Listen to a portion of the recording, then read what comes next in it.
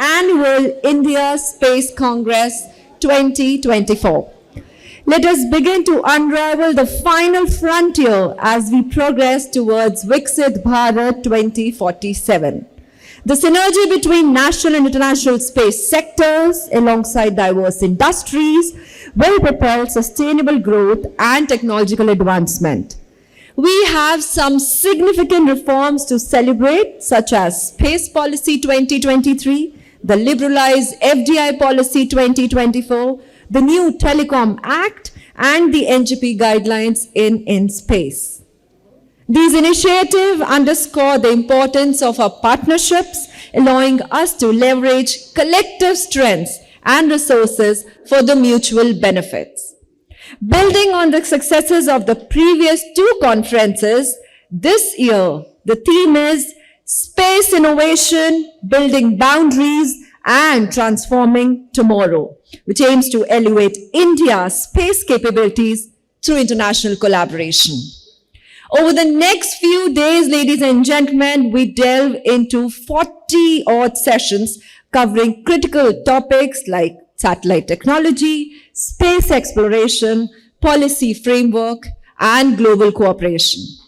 This comprehensive approach is designed to foster innovation, strengthen strategic alliances, and pave the way to robust the sustainable space ecosystem in India. So fasten your seatbelts and let's embark this incredible journey together.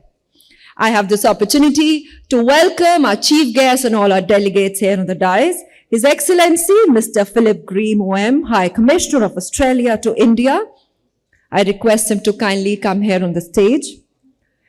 Our chief guest, Shri S. Somanath, Secretary, DOS and Chairman, ISRO. Dr. Pawan Kumar Goenka, Chairman in Space. Shri Anil Lahoti, Chairman, TRAI. Air Vice Marshal Rahul Bhasin, Assistant Chief of Air Staff Operations Space, on the behalf of Air Marshal Amar Preet Singh, PVSM, AVSM Vice Chief of Air Staff. Mr. Rahul, Managing Partner, Novaspace. Mr. Deepak Mathur, Executive Vice President, SES. And Shri Anil Prakashji.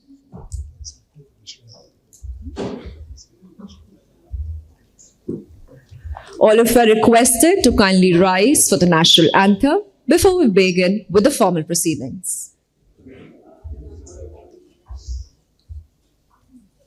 अधिनायक जय है भारत भाग्य विधाता पंजाब सिंध गुजरात मराठा द्राविड़ उत्कल गंगा विंध्य हिमाचल यमुना गंगा उच्चल जलधि तरंगा तव शुभ नामे जागे तव शुभ आशीष मांगे गाहे तव जय गाथा जन गण मंगल दायक जय हे भारत भाग्य विधाता जय हे जय हे जय हे जय जय जय जय हे.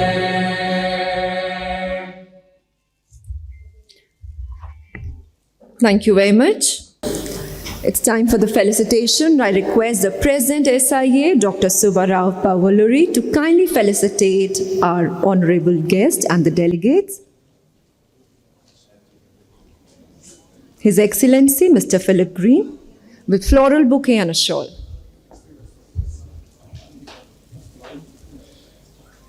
It's indeed an honor to have His Excellency among us to grace the occasion.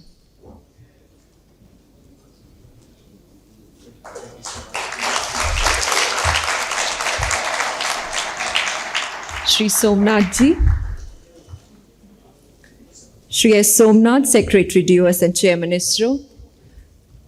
It's indeed an honor to have you among us. Thank you for gracing the occasion.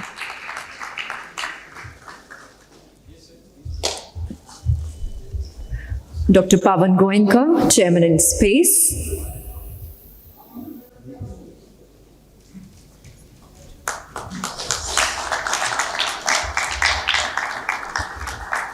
Shri Anil Kumar Lahoti, Chairman TRAI. Thank you so much.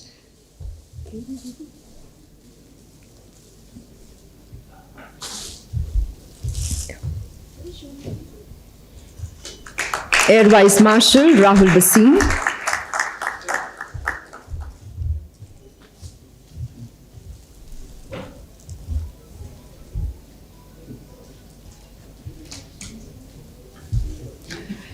It's indeed an honor to have you all here among us.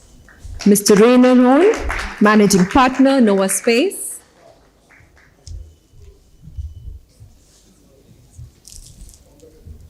Mr. Deepak Mathur, Executive VP, SES.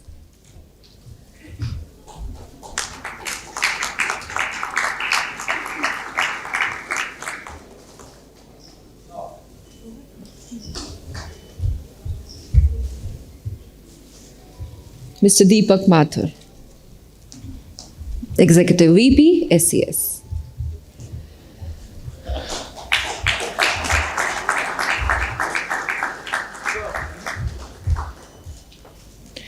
Thank you very much for gracing the occasion. We begin the program by praying to the Almighty with all our gratitude and humbleness by lighting the lamp.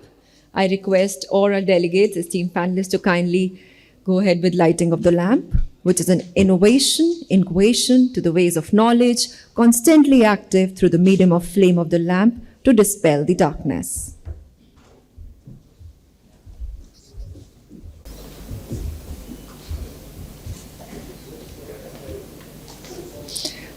Indeed, the lighting of the lamp is a mark for the auspicious opening, and with all the humbleness and gratitude, we pray for the success of the event.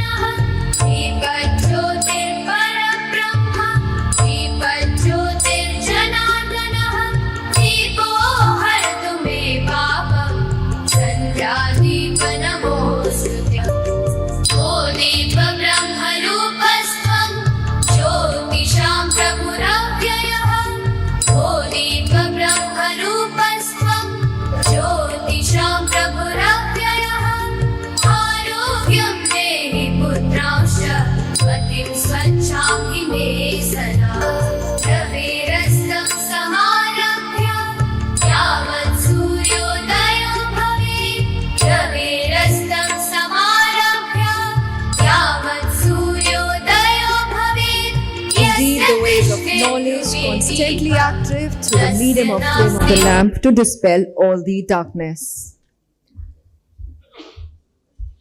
So we begin with the formal proceedings. Dr. Subba Pavuluri is a technologist and entrepreneur with an extensive experience in Indian space program for over 4 decades. He was one of those early pioneers of the private industry in high technology areas. He is the MD of Anand Technologies Limited and President of SIA-India. May I request Dr. Subba to kindly come and present his welcome address to the august gathering.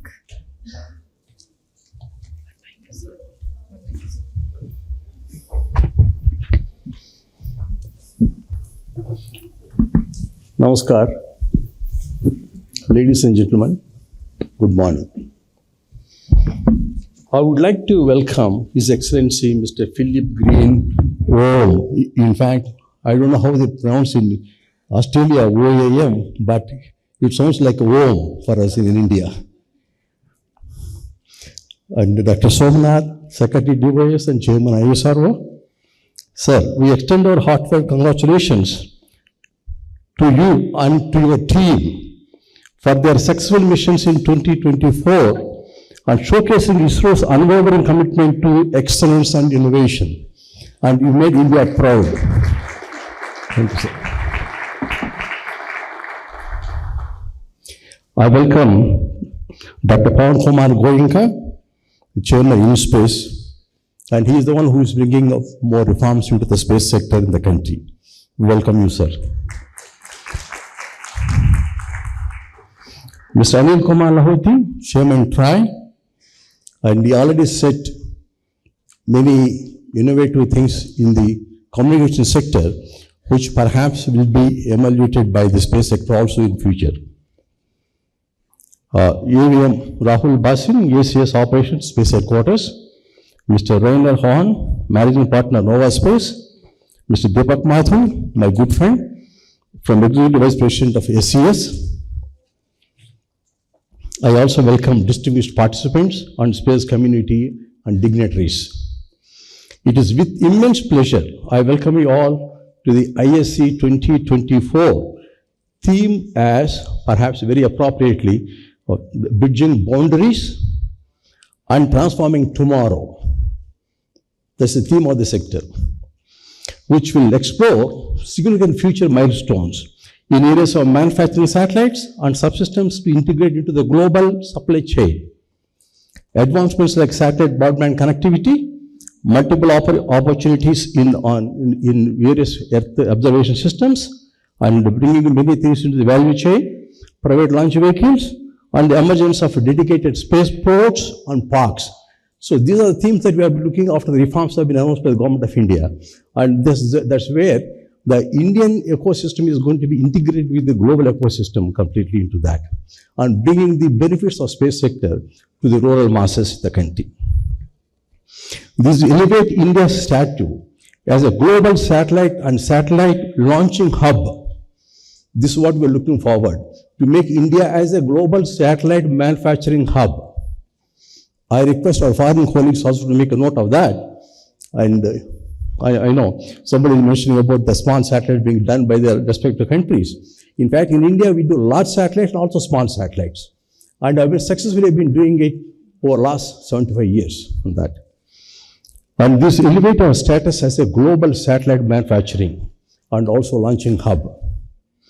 This year, we at SIA-India are excited to announce our strategic global partnerships aimed at Viksit Bharat 2047.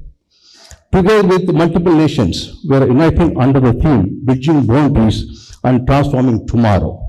Our goal is to elevate India's space capabilities through robust international collaborations. ISC 2024 is set to be an exceptional gathering featuring participation of over 600 delegates over 3 years, 600 delegates over the next 3 days, and 300 distinguished organizations participating in this.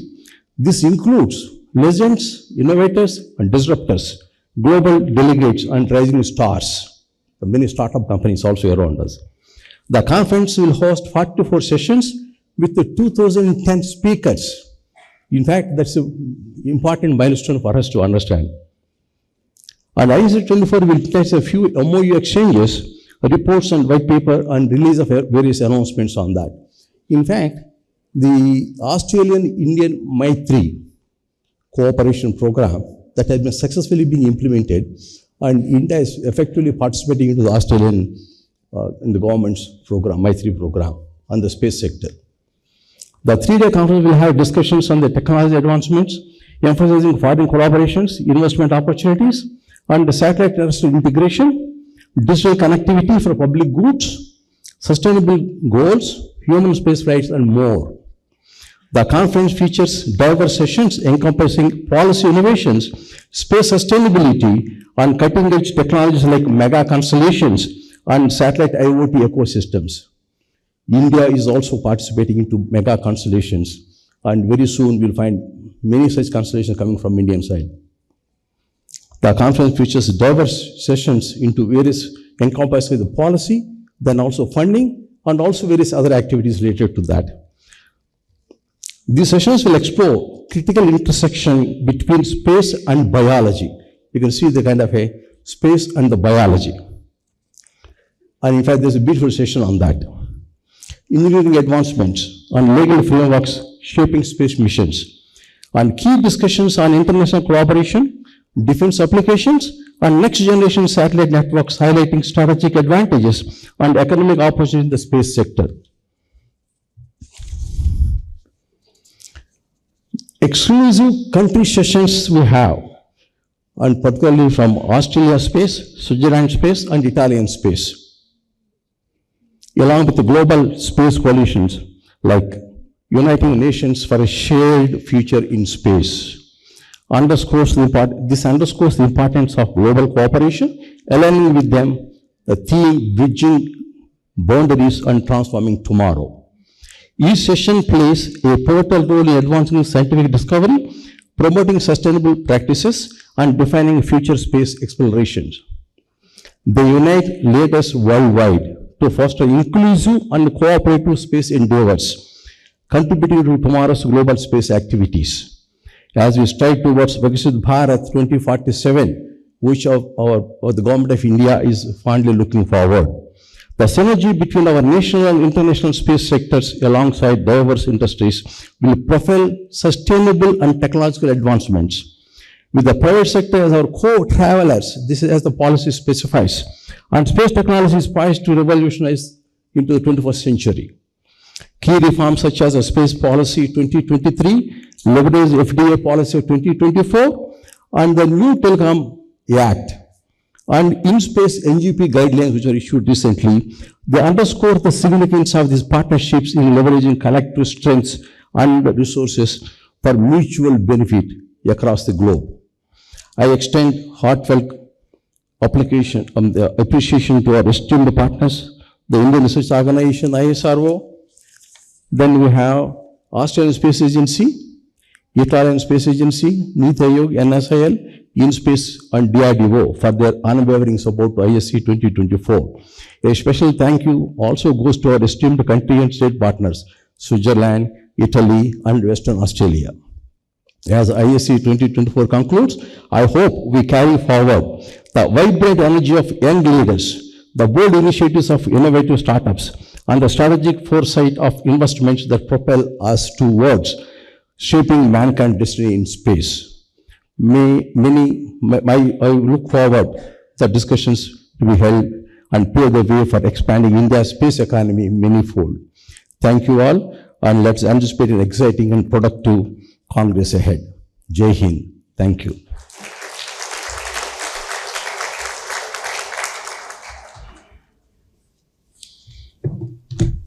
Thank you very much, Dr. Rao. An experienced satellite industry professional, Dr. Deepak Mathur is responsible for driving growth and strategy for the global video businesses of the world-leading satellite operator SES. He has a keen understanding of the global media, video and media landscapes, particularly in the dynamic of Asia-Pacific markets.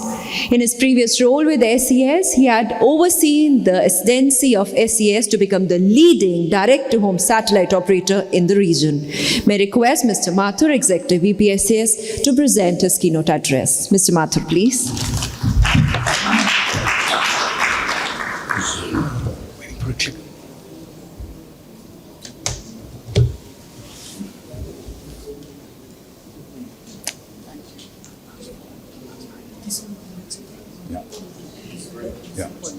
Okay, thank you. I just need the next. Good morning, everyone.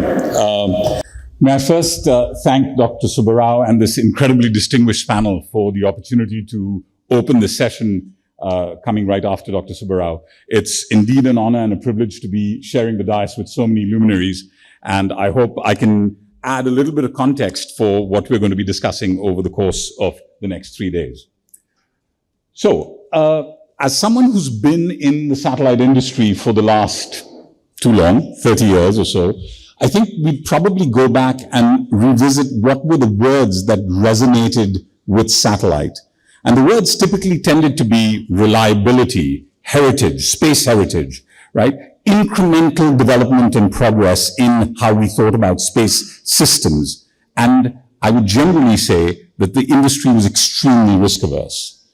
From there, over the course of the last 5 years, we've gone to a period where the industry is in the midst of a transformational change, where innovation, particularly amongst the small startups, is absolutely remarkable, where we're going from an arithmetic progression of progress to a geometric progression of progress.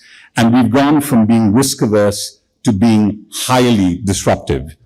And I think the question is worth pondering on: how did we get here? How did we get to this point where the entire dynamic of the industry has changed in such a short order? And what does this mean for the future?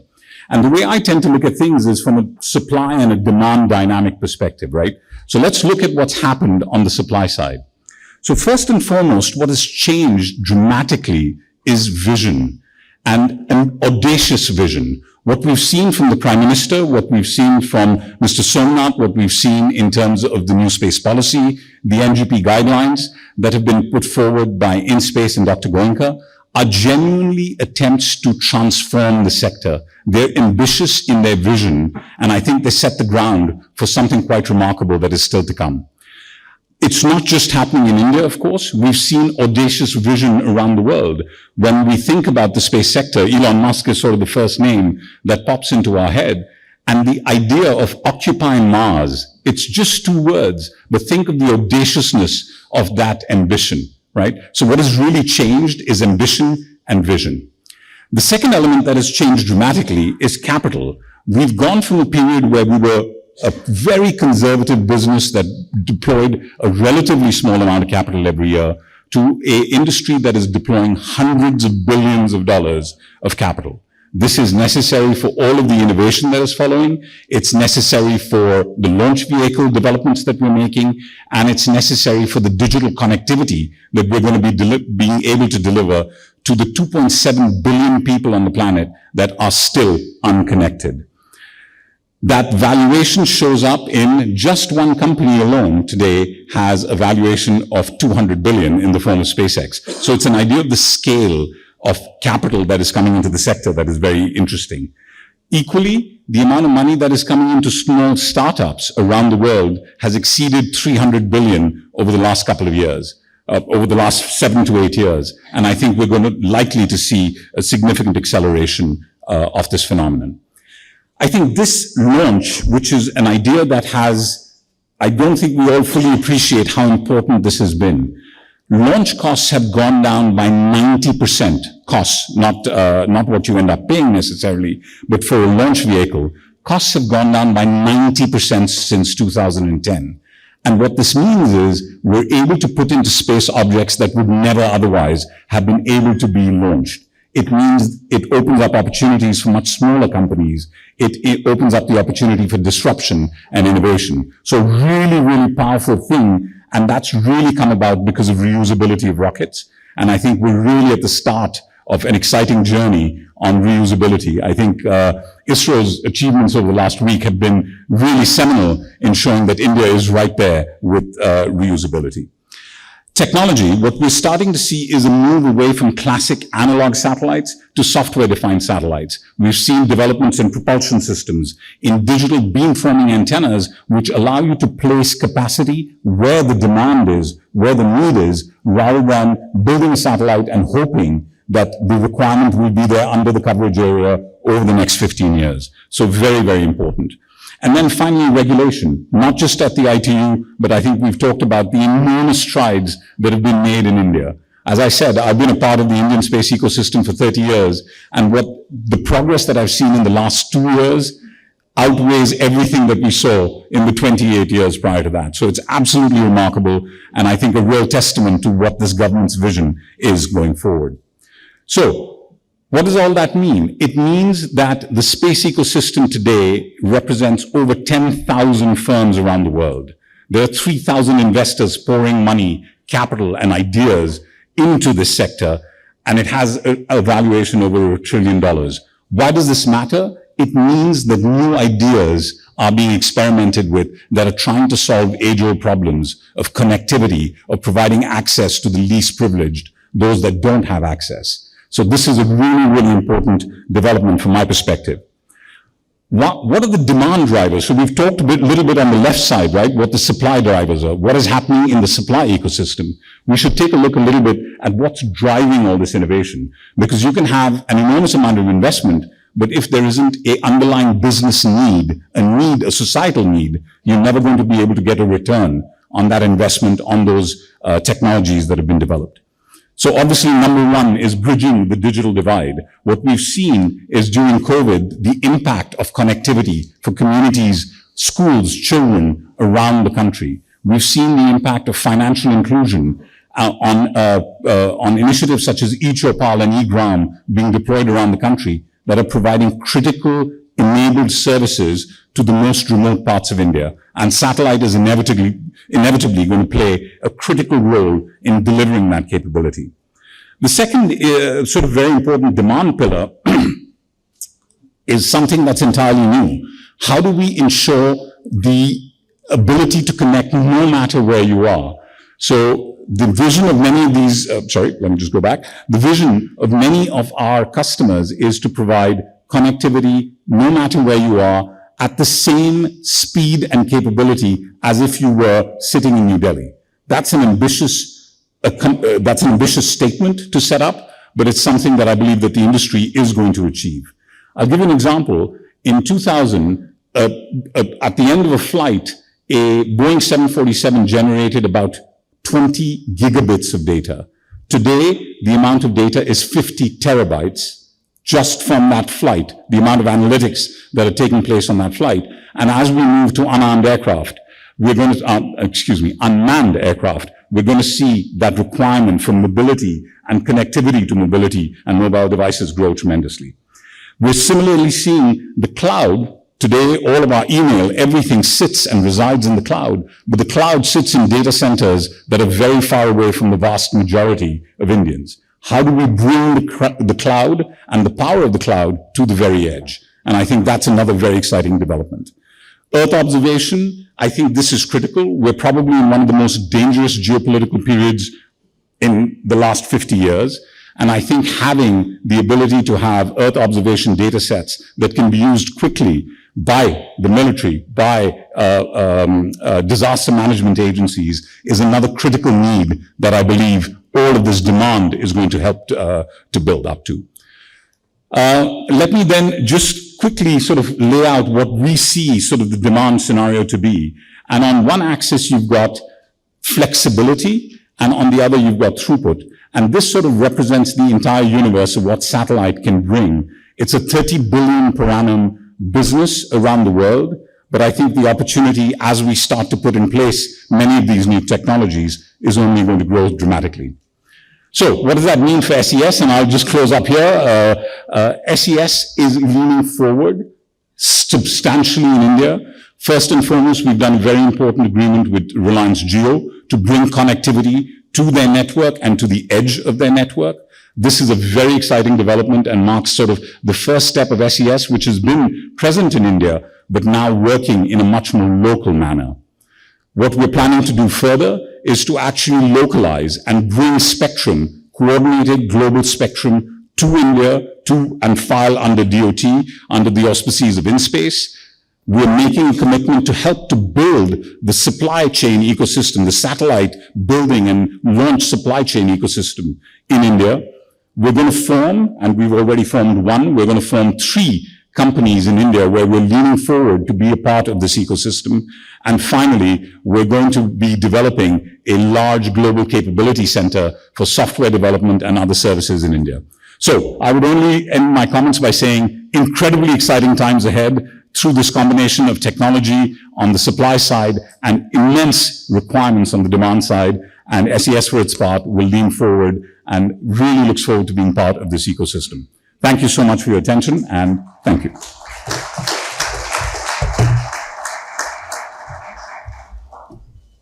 Thank you, Mr. Mathur, for the opening remarks. Moving ahead, Mr. Rainer Horn, who has 25 years of experience as a consultant in new space application and geospatial industry. Since 2012, he has been leading international space operation initiatives in Asia and Europe. He's a member of several space-related brands. I request Mr. Horn, the managing partner, Novaspace, to kindly present his keynote address on top trends and dynamics in space economy. I think you're sorted with that? You're sorted with that? You need the clicker. I think clicker was there.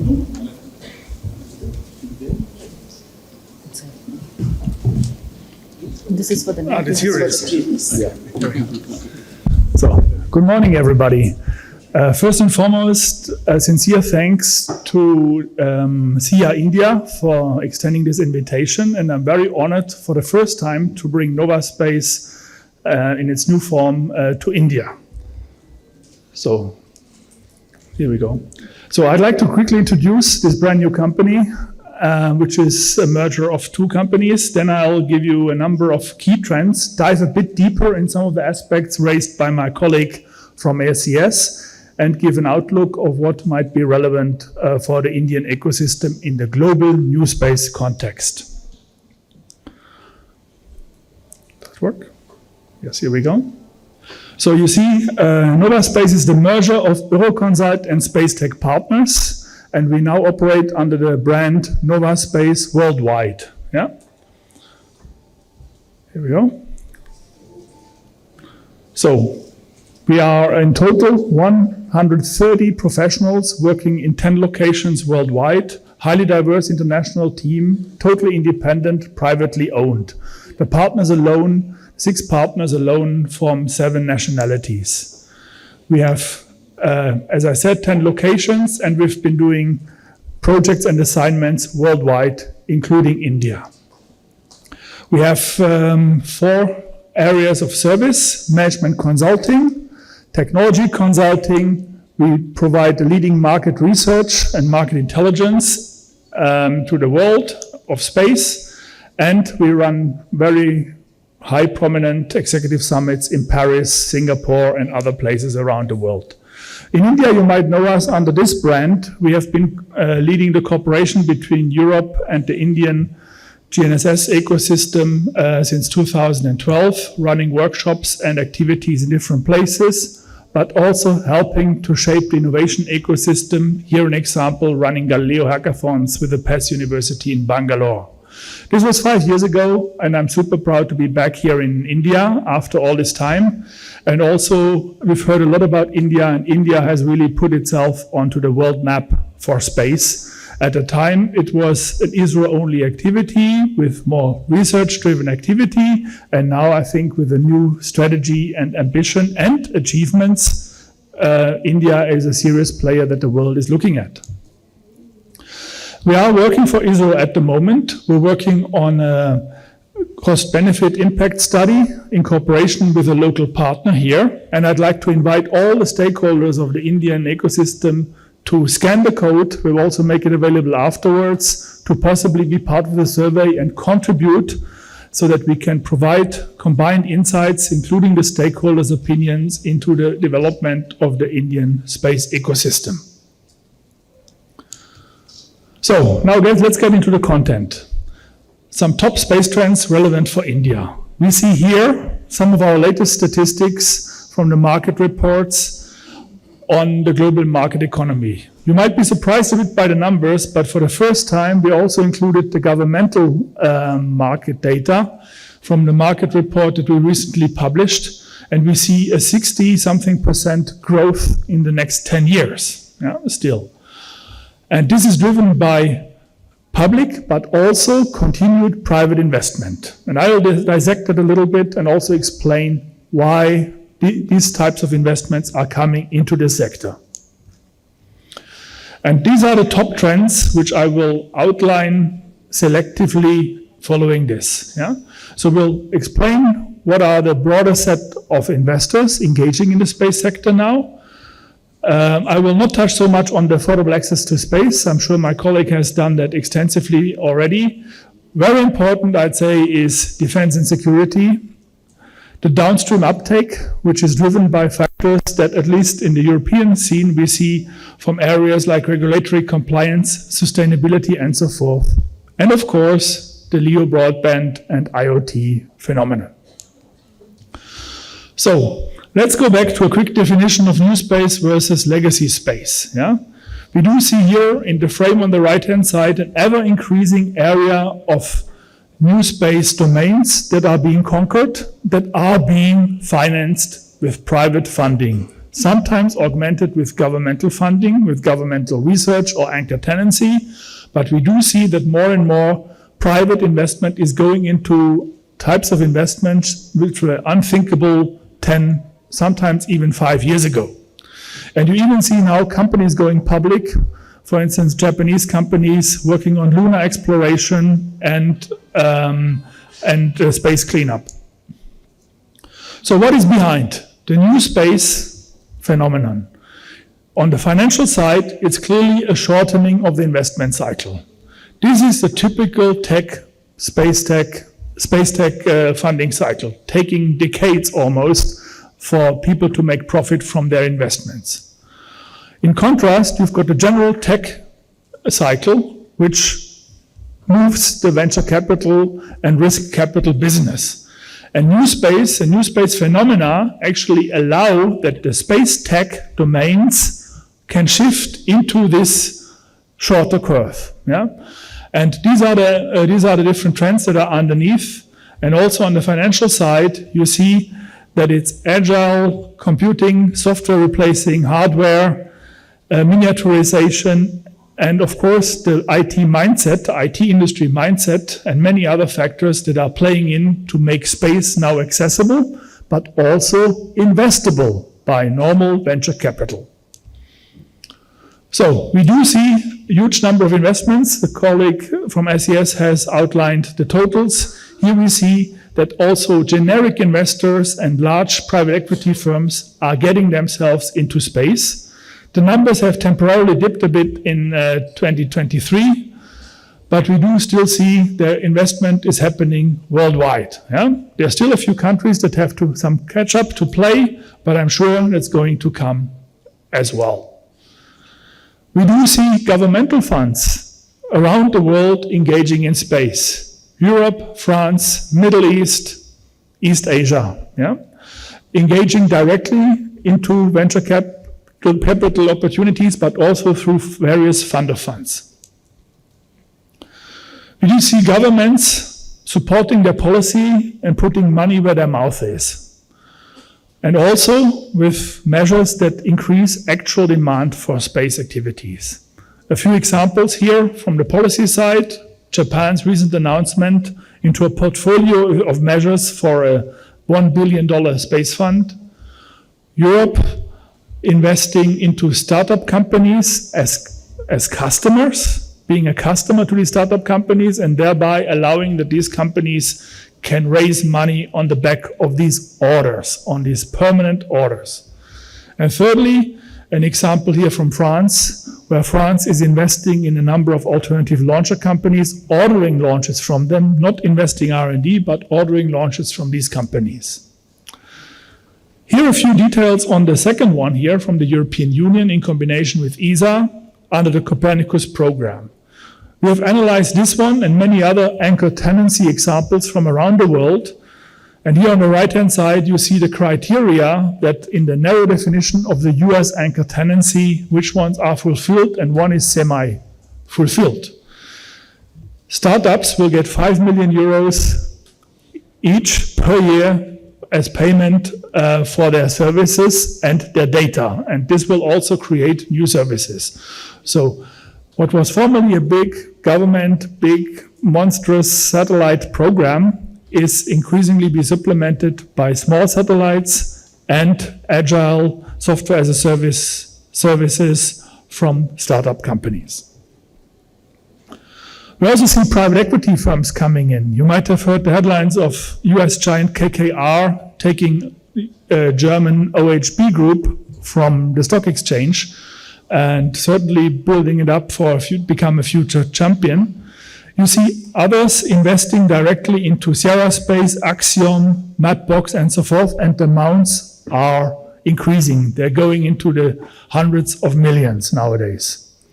And that means these are mature investments where people believe in, where they see the revenues coming, even if they're betting on Sierra being one of 2 or 3 future suppliers to ISS alternatives.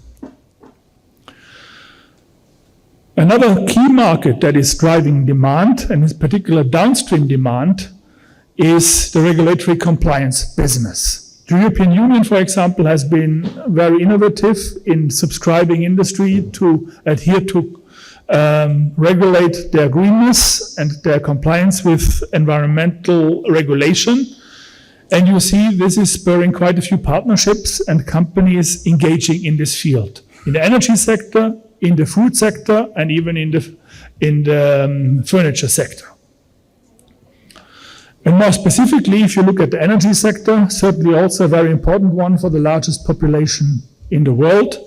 Here an example from Europe, where energy giants have invested in or are cooperating very closely and strategically with data providers and satellite companies, providing solutions for their requirements for regulatory monitoring of methane, CO2, and other activities. Switching to another subject. Unfortunately, geopolitics spurs a new market, which has always been the biggest market of space, the defense sector. Yeah? It's a congested space domain that's creating new opportunities. We see also space and defense activities. Some of them are clouded under green and sustainability headlines, but ultimately they are strategic weapons or at least defense mechanisms.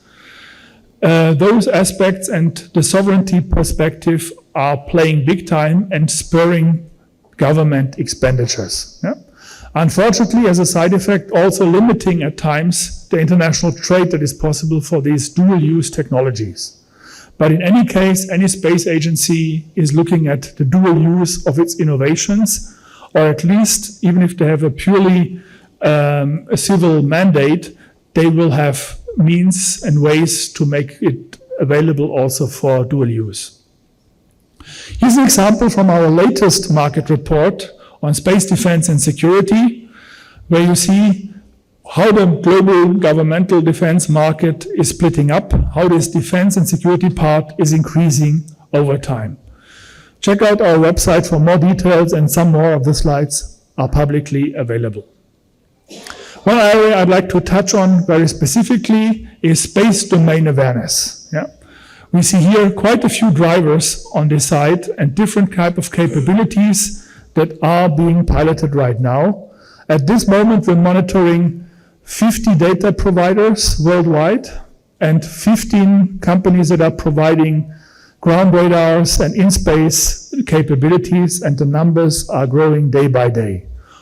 It's not only the governmental and the Space Forces buying this data, it's also the private operators, because they see the congestion, in particular in LEO, is a means where is an area where they need to do something about it. If there are more and more satellites, they need to more and more develop autonomous reaction mechanisms, but also from a pure economic point of view, get better predictions about when they need to evade a possible piece of debris or another satellite. So we do know of a number of startup companies that have signed contracts now, also advanced contracts with satellite operators and mega constellation operators to solve this problem for them. Some companies are even building a digital twin in the sky to map and monitor every piece of debris larger than 2 centimeters and any satellite anyway. So, coming to the last topic, SATCOM. SATCOM remains the key growth engine for space. And it's not exactly to scale, yeah? But you do see here in particular on the right-hand side, the military part, of course, is one key drivers.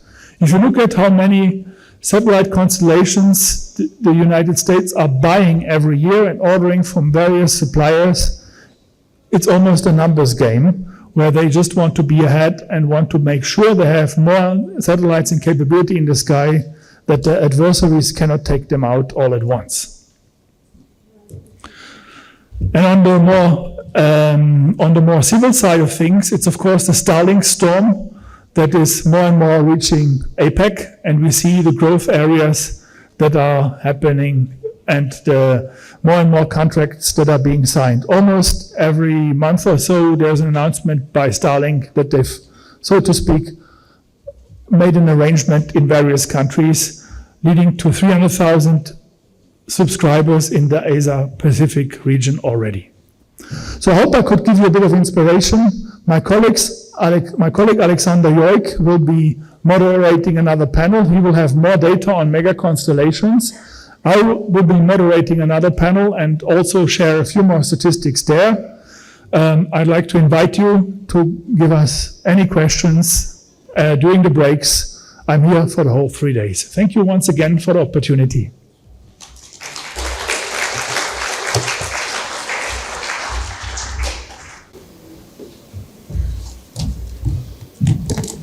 Thank you very much, Mr. Horn, for the opening remarks. May I now invite Air Vice Marshal Rahul Bhasin, Assistant Chief Air Staff Operations Space, to kindly come and present his address to the gathering. You need this?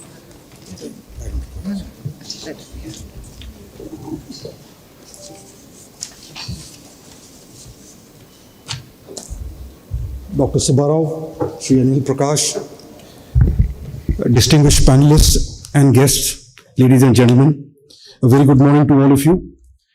At the outset, my compliments to Team SIA for organizing this third edition of the India Space Congress with the very interesting and relevant theme of Bridging Boundaries, Transforming Tomorrow.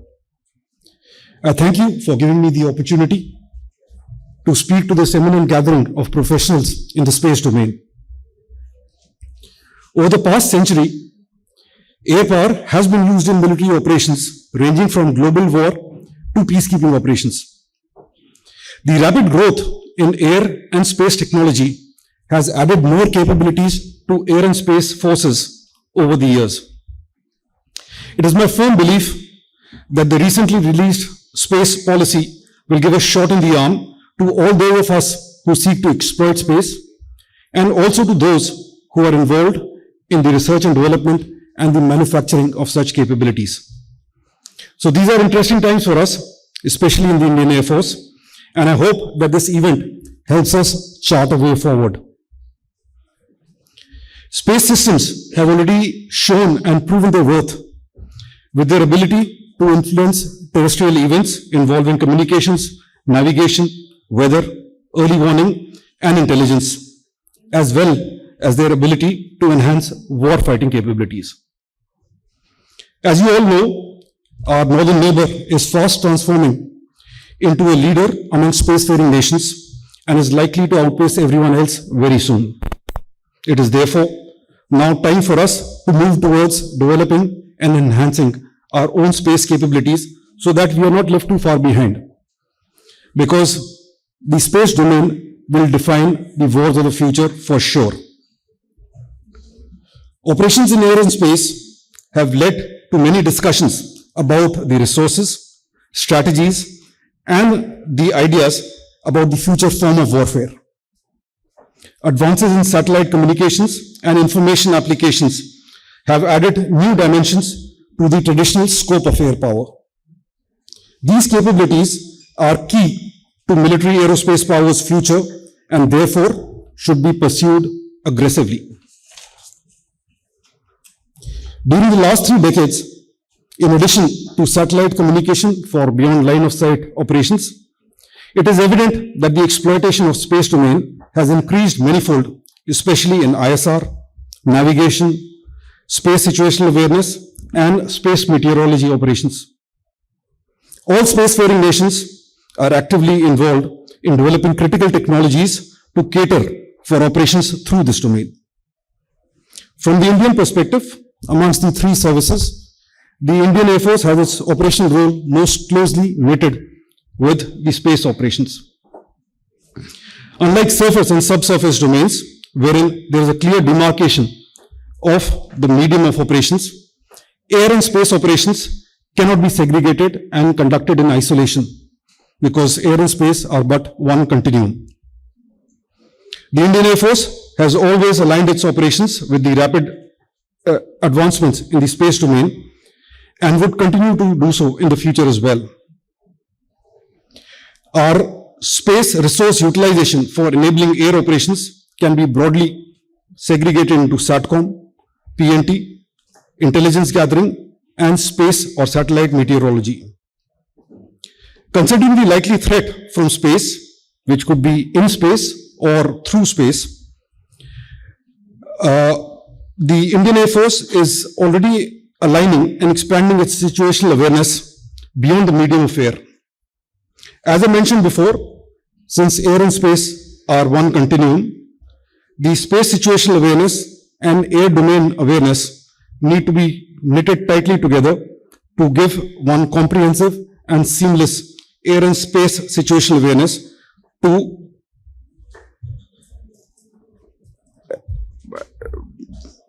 tackle any imminent threat, let me put it very mildly. Therefore, the IEF will be progressing towards integration of our integrated air command and control system with space situational awareness in the coming years. The future would be to evolve the Indian Air Force into a force ready for full spectrum operations in the air and space continuum. Key focus areas in defensive space capabilities would be towards incorporating advanced encryption techniques for resilient communication and data links, redundancies in all space-based services, and launch-on-demand capability to cater for any operational scenarios. While offensive space capabilities would also be pursued, this might not be the appropriate forum to discuss these. However, some of the areas for leveraging space for national security are as follows.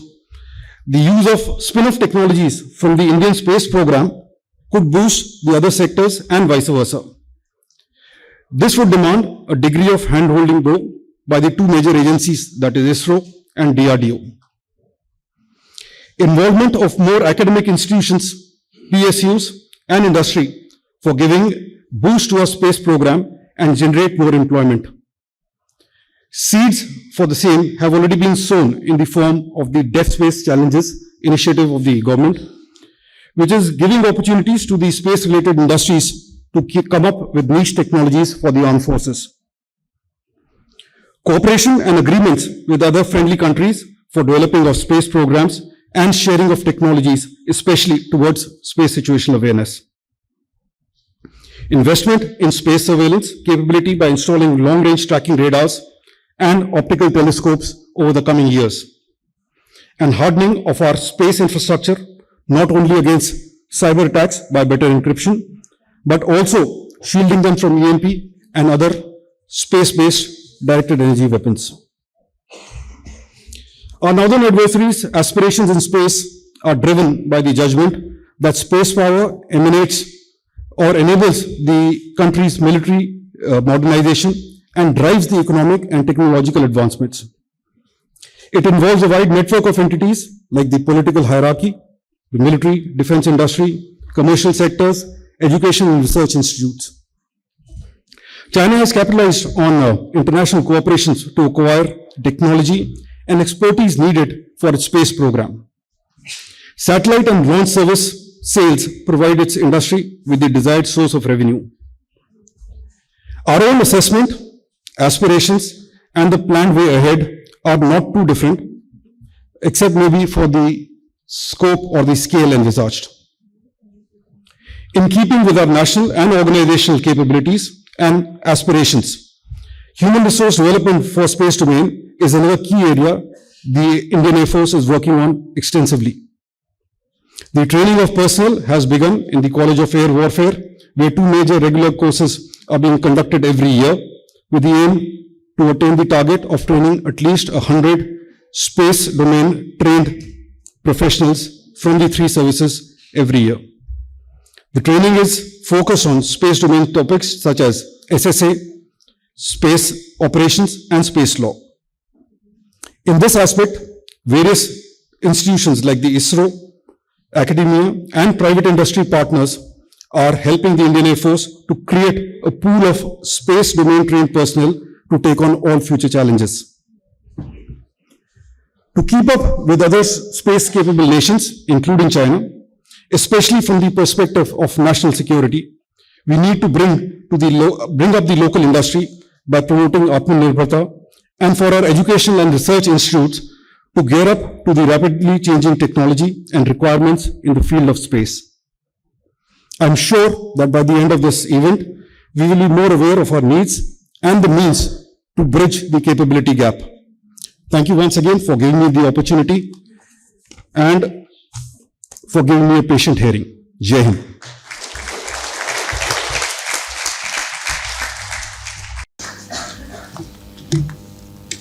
Thank you very much. May I now call upon Shri Anil Kumar Lahoti, who's the current TRAI chief, who is a 1984 Indian Railway Services Engineers Officers who served as an ex-Railway Board Chairman as well.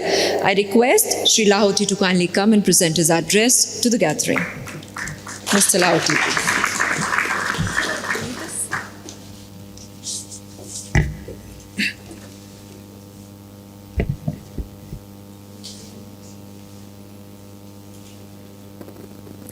Esteemed dignitaries on the dais, distinguished delegates, friends from media, ladies and gentlemen, a very good morning to all of you. Satellite technology is, we just saw, witnessing a revolutionary growth, and I congratulate Satcom Industries Association India for organizing the Indian Space Congress 2024 on this very important topic to enable deliberations on the emerging opportunities and challenges. And I also thank them for inviting me to address this August gathering on this important subject. The role of satellite communications is increasingly becoming important for providing reliable and ubiquitous telecom connectivity to the remote and uncovered geographies of the country. With the technological advancement in satellite communication technologies, it has now become possible to provide high-speed broadband directly to the consumers. Broadband services in unserved and underserved areas are essential for the increasing need for digital access to citizen services, education, health services, market for agricultural and local produce, and access to internet for other opportunities available in the digital medium. Besides telecom connectivity and broadband services, satellite plays an important role in the broadcasting sector also by providing a reliable, scalable, and high-quality means of transmitting audio and video content across vast geographies. Satellite plays an indispensable role in the television sector, particularly for teleport services and DTH services, significantly enhancing the reach and quality of television services. To bridge the gaps in connectivity for broadband and broadcast, particularly in the rural and remote areas, it requires considerable efforts towards development of terrestrial infrastructure. The emerging satellite technologies can play a vital role to help accelerate broadband and broadcast penetration by using spectrum bands across L band, S band, C band, KU and KA band, and V and W bands. Satellite systems can also play a vital role to manage connectivity with vehicles, vessels in the sea, aircrafts in the air, and other IoT devices in remote and far-flung areas. The satellite communication also plays a critical role during disasters when terrestrial network is damaged by such disaster. Satellite technology significantly contributes to sustainable development goals due to its unique capabilities in remote sensing, earth exploration, monitoring, data gathering, and imaging, besides providing global connectivity. Monitoring climate change effects and getting satellite imagery data in managing various parameters of achieving the sustainable development goals is another important opportunity in the satellite sector. Massive innovations such as the high throughput satellites, LEO and MEO constellations, software-defined satellites, Satellites with steerable beams are revolutionizing the satellite industry. These developments are set to bring paradigm shift in the access to broadband and broadcast needs. Satellite communication are also being used to provide high-capacity cellular backhaul, which helps in increasing digital penetration.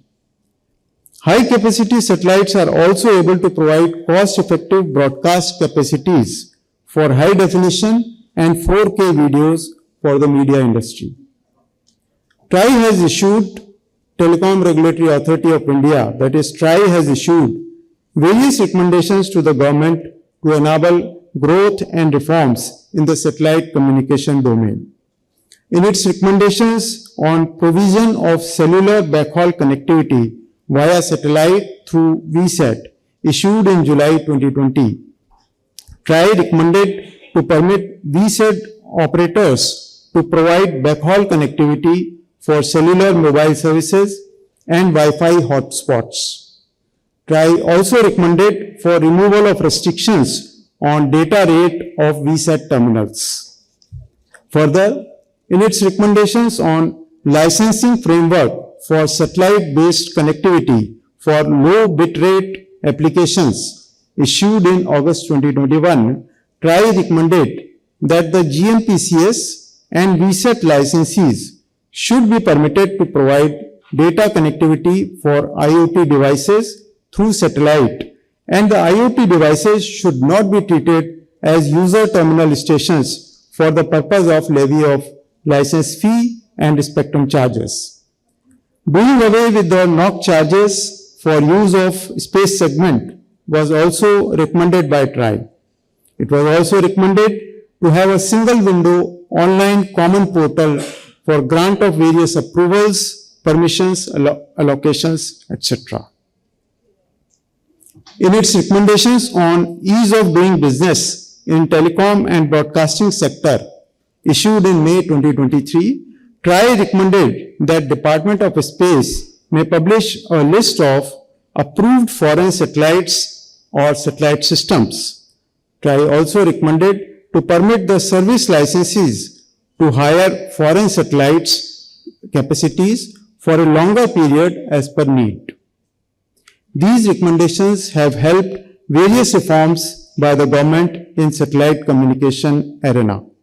The reforms include removal of barriers of antenna size and carrier speeds, removal of NOC charges, waiver of SACFA clearance on co-located terminals, removal of mandatory performance verification testing, that is MPVT charges, and removal of annual license fee for M2M or IoT devices for captive VSAT CUG license. The scope of satellite licenses has been enhanced to enable the connectivity to M2M or IoT devices.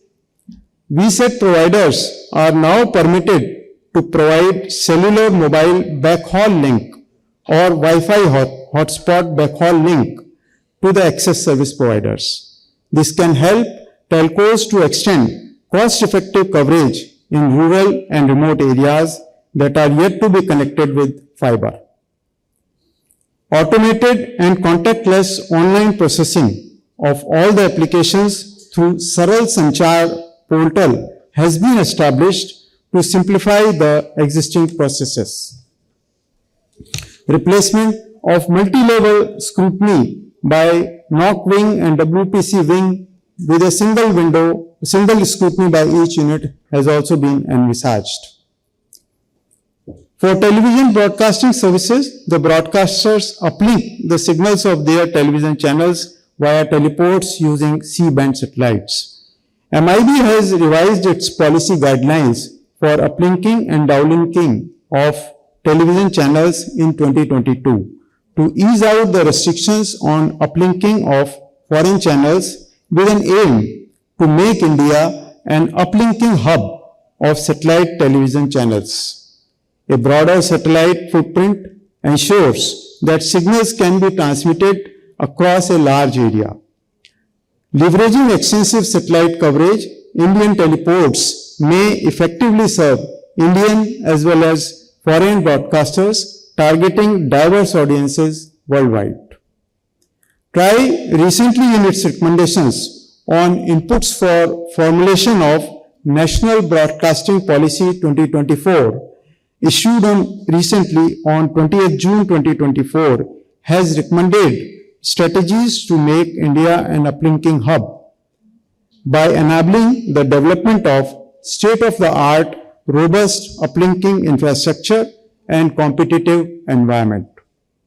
Further, the Indian Space Policy 2023 issued by the Department of Space has opened the doors for enhanced participation of non-government entities in carrying out end-to-end activities in the space domain and with an aim to provide them a level playing field.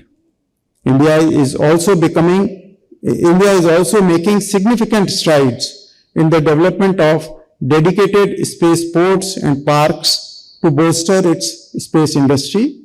In February 2024, Honorable Prime Minister laid the foundation stone for India's second spaceport in Tamil Nadu. This will complement the existing satellite launch capabilities, particularly for the smaller satellites. The new policy and reforms are aimed to unleash the space sector for larger participation of the space industry and startups to achieve greater social, economic, and technological progress for the country and the humanity. India's satellite communication sector is flourishing and has the potential to propel the country to new heights.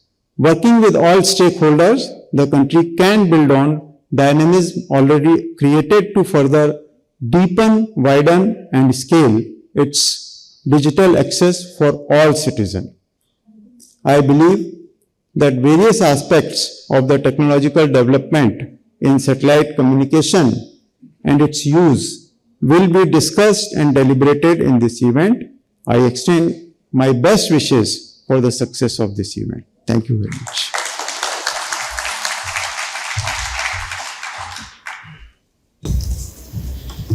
Thank you so much, Mr. Lahoti.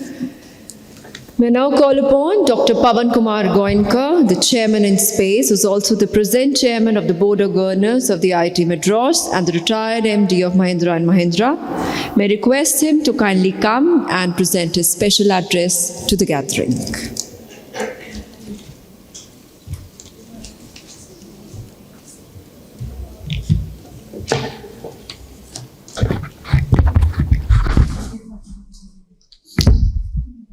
His Excellency Mr. Philip Green, High Commissioner of Australia to India, Dr. Somanath, Secretary DOS and Chairman ISRO, Chairman TRAI, and other dignitaries on the dais. I am honored to be speaking in this inaugural session of India Space Congress. I'm very happy to see the gathering here. I see it's a standing room only.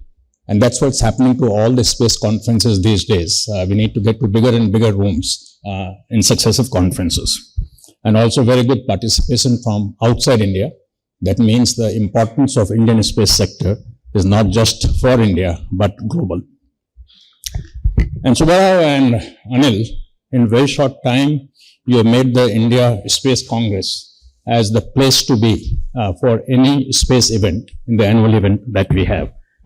So a lot of people ask me whether I'm going to be this conference, and I had to be because everybody expects anybody who is anybody in space to be in this conference. Now we had the industry meet in space just about 18 days ago.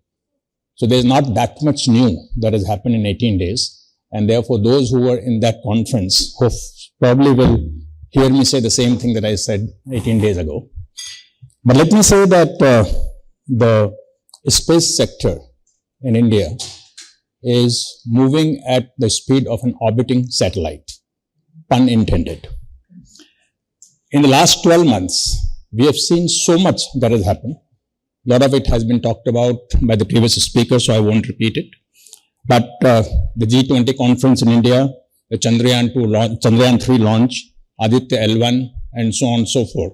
In fact, what ISRO has done in the last 12 months has made India proud. And the private sector is not left far behind.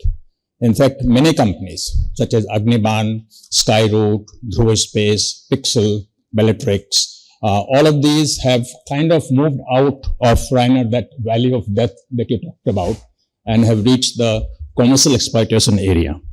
And clearly, the result of that, there's a lot of interest in investors also in investing in these startups. In fact, just 2 days ago, I met a very early investor in Agnikul.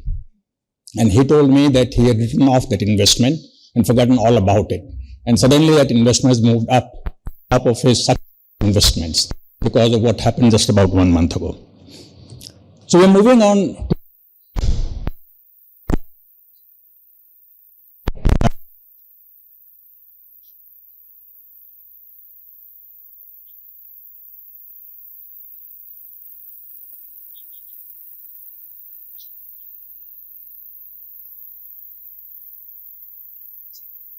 The startup or the private sector is at an inflection point with lots that's happening. And what I'm happy to see is that all the space startups that we have in India are really deep tech, in true sense. They're deep tech, and every one of them is working on things that have not been explored before. Trying to do something new, trying to do something that much bigger companies, agencies have steered away from for the risk of failure. So I'm very, very happy to see that kind of thing happening. We have now more than 200 startups, as you are aware. Last year, we got $135 million of investment in startups, and that was even before the new FDI policy. And after the new FDI policy, I expect that number to go up very rapidly. And not only the startups, the more established companies like ATL, like TASL, L&T, they're also looking at space in a new angle, trying to do a lot more than what they've been doing before. And very happy to see some new big players come in, like TSL, for example, relatively new in the space domain. Geo, in partnership with SES, coming in a big way. OneWeb coming in a big way, and many other companies that are waiting in the wings to come into India in partnership. And there are many companies that on their own want to be in India. I was very happy to hear Deepak say that they want to be an Indian company, India-like company, something like that you said. So they want to act like an Indian company, right? They want to act like an Indian company. So very happy to see that, the kind of interest that we have in India. Now, in terms of in space, we're basically working on what I would consider two primary thrust areas. The first thrust area is the whole authorization, regulatory approval, ease of doing business, single window, all of those things, where we have made some progress, a lot more work to be done, and we have discussed in detail during the industry meet. I won't go into too much detail here. But our thrust there again is to reduce the time it takes to give authorization, coordinating with different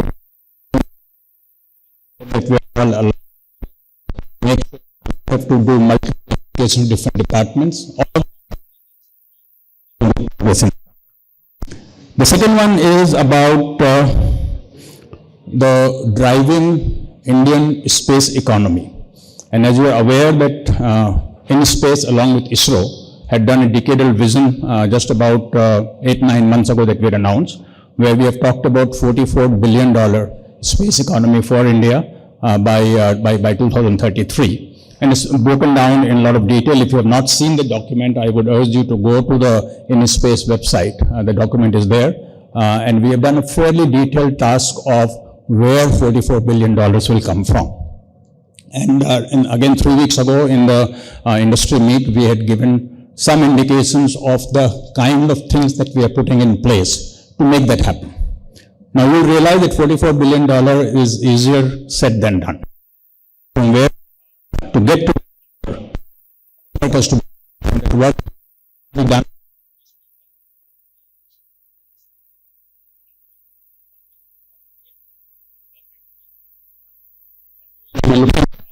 Many people from India, many companies have shown interest in India. So roadmap is work in progress, and what I urge you is what you think we should be doing. Because InSpace's role is of a sutradhar in Hindi. He's a facilitator. What will be done by everybody. That is it.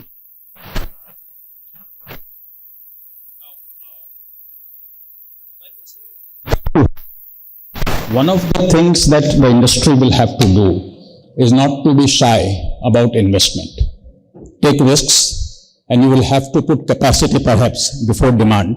Because if you wait for demand, then capacity, there will be no time to put the capacity in. Now let me take a couple of minutes on SATCOM. Rainer talked about how SATCOM will be an engine of growth for the space industry, and talked about how we might grow in terms of requirement globally by 10x. Now, if you look at the decadal vision, you will see that 30% of $44 billion we expect to come from SATCOM, about $14 billion. And that will depend a lot on how the capacity requirement grows. In fact, currently we are in the process of estimating what the requirement will be in India. I think today we are at about 25 Gbps of high throughput capacity. 48 Gbps will come from GSAT-20 fairly soon. But my colleagues are working on a longer term estimate. And I have seen numbers. I'm not yet willing to accept that number. And I have requested my colleagues to work with many of the industry players, work with ISRO, work with SIA, to really come up with a definitive number of where SATCOM requirement would be in India. And it's very important for us as a regulator for InSpace, because what we authorize will also depend on how we see the capacity to be. And the growth will come from multiple areas. We'll have obviously GSO satellites that will be feeding into the Indian continent. There will be constellations that are coming in. We already have approved 2 constellations. 2 more are in the pipeline for approval. We see many multinationals who have satellites that are not yet serving India, applying to us for giving authorization to serve India. We have NSIL, who currently owns all the Indian GSO satellites. They would also very soon be coming up with their long-term plan on how they'll be replacing these satellites, because some of them will start coming to end of life in about 2 or 3 years. And we have some NGOs, the private industry players in India, who are also looking at how to justify sort of getting into launching large satellites. Now, what we are looking at is how do we balance the requirement? How do we make sure that we do not have shortage of capacity? At the same time, how do we make sure that we don't have overcapacity? Because if there's overcapacity, then of course commercially nobody wins. My request to multinationals who are coming to India, and I have talked to each one of them individually when we had meeting with them, is to look at India not just as a market, but to look at India as a place to do more value addition. I think it's very important for us that we see that, because if we want to grow to a $44 billion industry, it won't simply happen by SATCOM services. It will happen by satellite manufacturing here. It will happen by many other things being done in India. I'm looking at NSIL to upgrade the technology, to come up with much more sort of absolute cutting-edge technology for in the SATCOM industry. And also NGOs who or the private company who are currently kind of sitting on the fence to jump in and say, yes, I'm going to take that commercial, I won't even call it risk, but commercial bet to participate in a big way in the Indian SATCOM industry. On our part, we are working with ISRO to release some of the ITU filings for the use by private sector.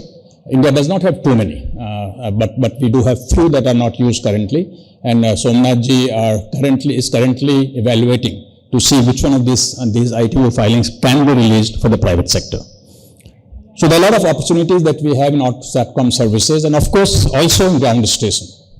Today in India, ground stations are not owned in any meaningful way by private sector. And now I'm very happy to say that at least 3 companies have come forward who are getting authorized, either already done or within the next few days, to start the process of ground station setting up in India.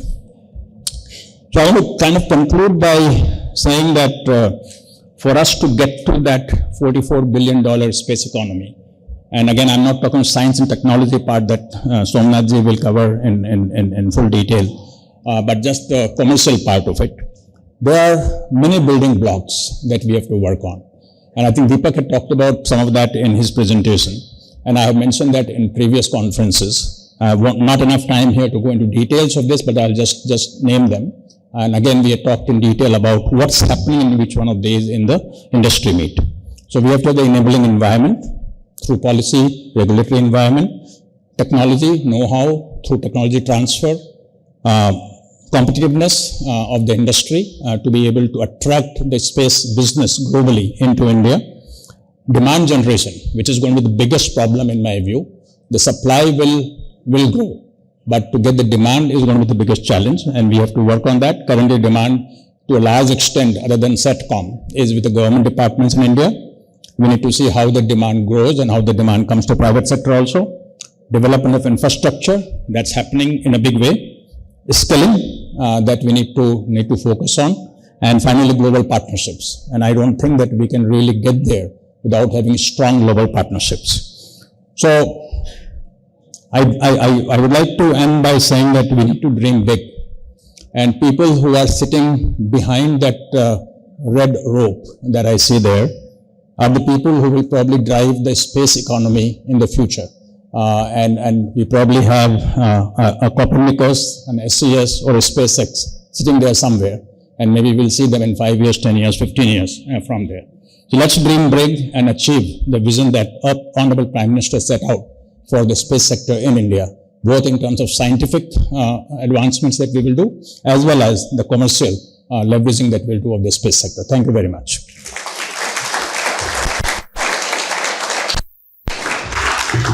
Thank you very much, Dr. Goenka, for all the words. So we move ahead. His Excellency High Commissioner Philip Green is an Australian diplomat with the experience of 4 continents, having served as ambassador on High Commissioner to Germany, Singapore, South Africa and Kenya. May I request Mr. Philip Green to kindly come and present his address on this occasion.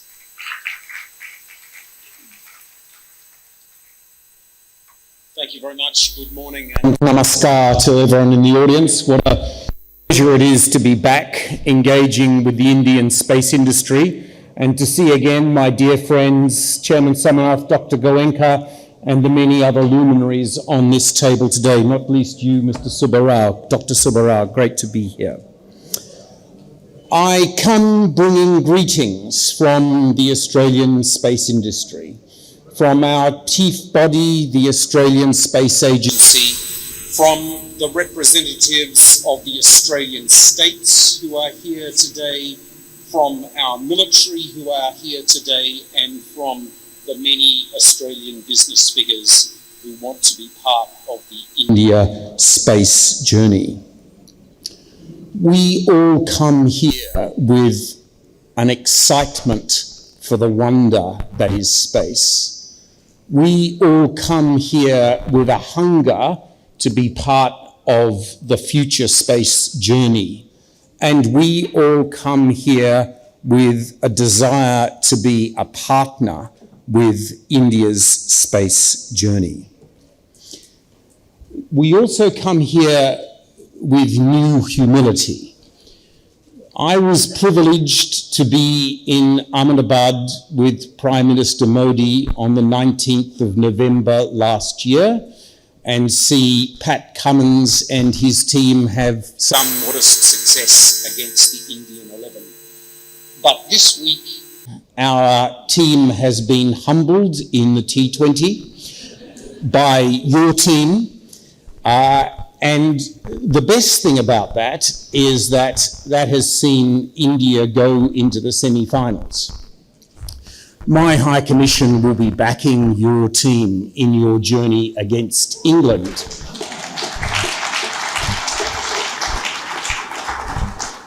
That's because we like your team, but it's also because, like many Australians, for me, my favourite team is either Australia or whoever is playing against England.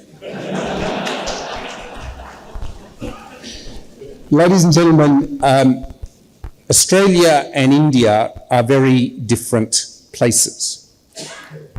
India is a big subcontinent, but it is only a third the size of the Australian continent. And you are the most populous nation on earth with 50 times the number of people that are our continent.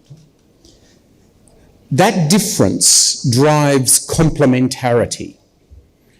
We have different capabilities to those of India, notably because of our large land mass and small population. We have the darkest of the world's dark skies, and that's a big advantage in space. We have tracking stations, which have the capability to track space vehicles at global capability.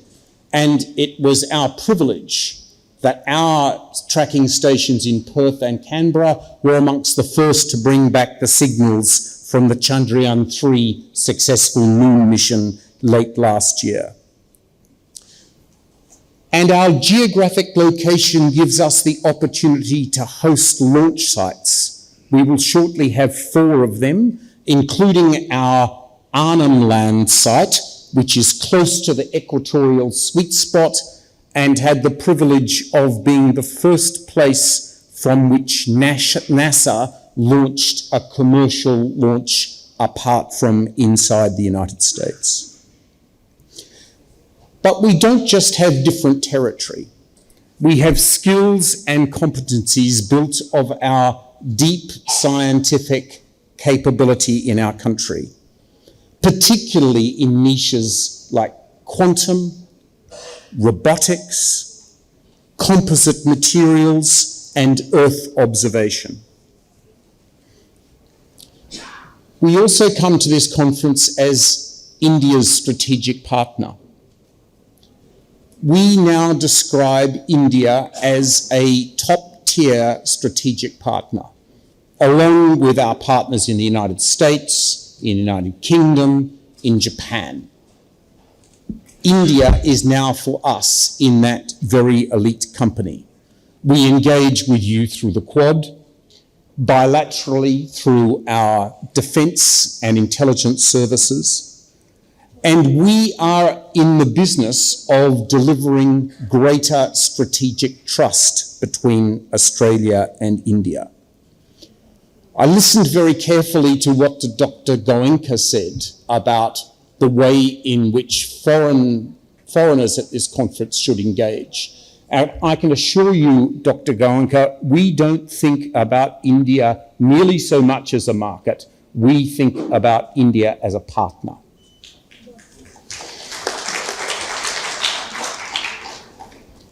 And the Australian government is backing our engagement with India. We have space partnerships with a range of countries, but it is with India that we have a specific partnership to which we are this year devoting $18 million to supporting partnerships between Australian and Indian firms.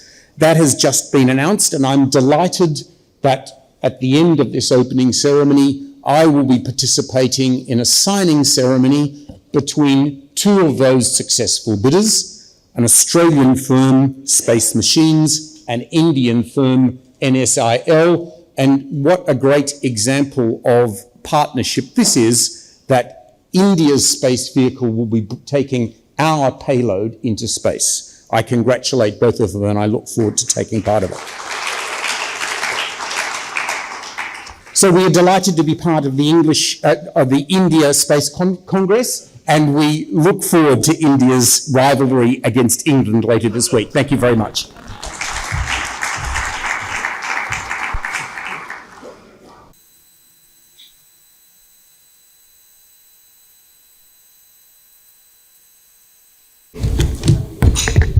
Thank you so much. Indeed an honor for us to have you here. Moving ahead. Shri Somanath, he's an Indian aerospace engineer serving as a chairman of ISRO. Under his chairmanship, ISRO carried out the 3rd India lunar exploration mission named Chandrayaan-3. He has served as the Director of Vikram Sarabhai Space Center, Thiruvananthapuram, and Director of Liquid Propulsion System Center, Thiruvananthapuram. I request a Chief Guest for the opening ceremony, Shri Somanath ji, to kindly come and present his special address to the gathering.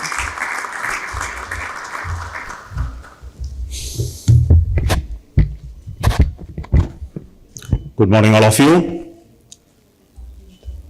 Thank you to the leadership of SIA for bringing all those matters on the same platform today for India Space.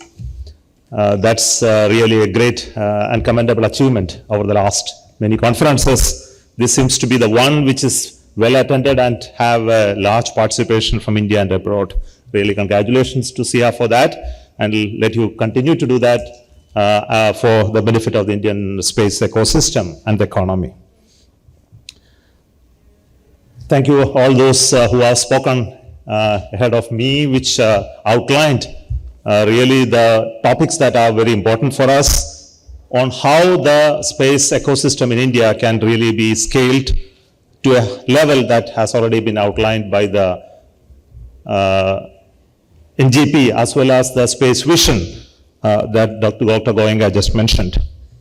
So I don't want to speak about all those topics that are already been covered and highlighted.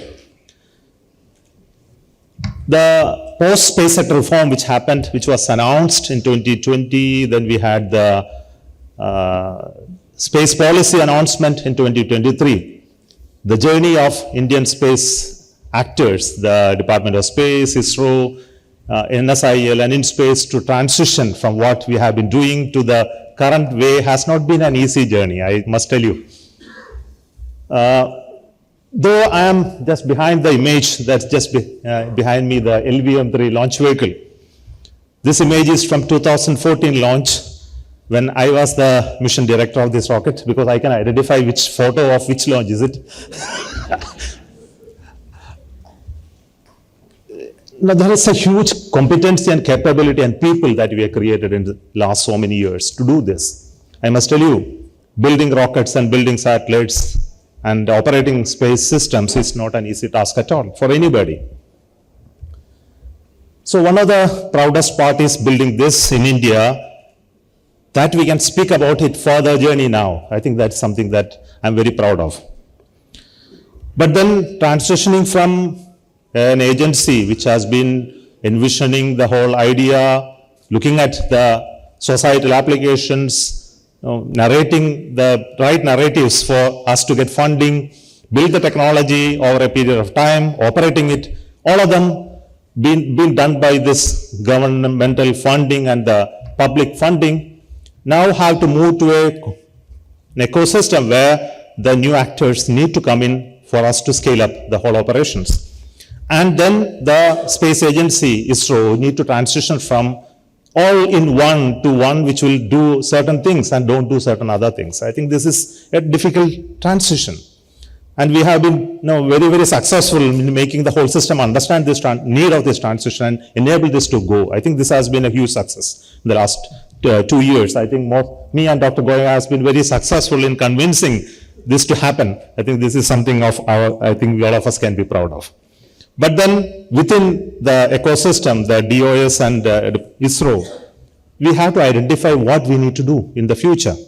I think this goes along with what is happening world over in the space activities. I think some of those ideas were put forth in front of you, that changes that are happening, not that I want to speak about, but something very important for us to look at is the cost of access to space is coming down drastically. I think this point has already been told. But then the question is it really? And who are those actors that is bringing this cost down significantly? If you really look at, there are not many. There is only one SpaceX. I don't see anybody else bringing down the cost of access to space substantially. It's not happening in any other launch services provider. Of course, there are approaches, experiments, missions being developed to do this on a larger scale. But it's still not operational. And those activities just now mentioned about the European development program of procurement. But that's going to happen only after 10 years. They have made this first step. But when is it going to become operational? It is 10 years later. Even in India, our rockets are still costly. No, they continue to remain at the same price at before. It has not come down drastically. But then we cannot lose our sight on it. I think this has really created an interest in doing smaller satellite launches. Smaller satellites are coming a reality. And another market for small launches are emerging. And that is a possibility. Bringing down cost of access to space is a possibility today. And that is actually going to increase the access to space and then make new actors to come in. I think this is a global trend, and we must look at it in a very serious manner and create capability within this nation also to do that on a sustained manner. This is one topic. Second, very observable thing is the emergence of LEO constellation for communication. And we should also look at it why this has come. Has it come because of some new invention that we have made in the technology of space, or is it because there is an availability of launch capability that there is no other way other than putting so many satellites there to do create some business around it? I think this is a topic of discussion and debate, and whether this will continue to remain as a potential capability or there are new possibilities that are likely to happen here. And this is again something that we need to address and then understand in greater detail. But for a nation like India, we are looking at not really creating LEO constellation for communication because it's a global business and not a national business. And we need to look at the geostationary spacecraft in a continuous manner to make sure the communication services of this nation is served at critical sectors. For that point, I want to tell you that our next satellite, GSAT-20, which is a 4-ton satellite, which is going to be launched by Falcon 9, is just ready. Yesterday we had a clearance from ISRO to be shipped to USA for launch possibly by August. I think that's going to be one of the very important big communication satellites in the high throughput regime, which is a 50 Gbps satellite. Now, if you look at other trends that are happening world over, is a thrust for exploration and human spaceflight. I think this is again another important thrust that is being given by many nations, including the renewed interest in going to moon, building space stations, looking at other planetary systems on a continuous basis, and then create missions, especially the one which will inspire generations. I think this is very, very important for space. Space can never be just for business and for service. It needs to be a place where generations look at it as a possibility for human race. And we need to continue to inspire new generation of people to come into this through such activities. That it may not figure out totally in the realm of business and economy, but it has its own place when you speak about space, especially looking at exploration, bringing samples from places, going and fighting Star Wars, humans to colonize planets and species. All these narratives becomes very, very important in the space talks, because this is the one which will give hope for us that human race will never become extinct on this planet, and one day we will have a place to go and stay somewhere when we really develop this capability. This is a beauty of the space technology. I think we need to continue to work on it, find methods by which we can invest in it and create capability in this nation to do that. And while we do that, we should also look at how the whole activity in this direction are also commercially sustainable. So this requires research and other industrial activity to be connected to this exploration and human space activity in a continuous and sustained manner. So this is yet another trend that we cannot lose sight about. The last one which I would like to tell you is the distance that we kept between the civilian space and the strategic space is actually becoming much, much narrower than in the past. So this is also an opportunity, this is also a possibility. It's also a huge challenge because it has its own geopolitical issues. But we cannot lose sight about this, and we need to find ways by which the research work, the innovation that's happening in this are getting connected from the work that we do in the civilian space to the strategic space, because we realize that everything civilian is equally strategic in times of conflict. So this, if you look at all this as the general trends in space that's happening, we should also look at the announcement by Honorable Prime Minister in the recent times for the vision, space vision for Amrit Kal. He clearly looked all these elements into that and then created a new space vision for us, which we are all working on. which includes continuing the human space activity beyond Gaganyaan, which we announced just one mission, but then we are now going to have a continuous human space flight activity, leading to landing on Moon by 2040. This is a big vision as far as this nation is concerned. It requires developing capability of higher payload capability for our rockets, though the LVM-3 continue to be the bigger rocket that we have, but just not enough. It has just enough capability to go up to Moon, but it cannot even come back, the payload that we launch on this rocket. We need to double up this capability even to bring samples. Then think about sending humans to Moon and then bring them back. We need to have higher payload capability. And when you develop those capability, we also need to have, cannot lose sight about the commercial angle to such an activity. And it cannot be just for sending humans to Moon. It must also serve the ecosystem in a long-term sustainable manner. Unless we do that, it will not attract attention. It will not serve the whole ecosystem in terms of business or sustain the production and launches. Yet another element of this is to continue exploration of Moon and other celestial planets on a budget that, of course, ISRO is well known for working on very low budget capable scientific missions. And this is also another important topic, how to sustain and do this type of activities.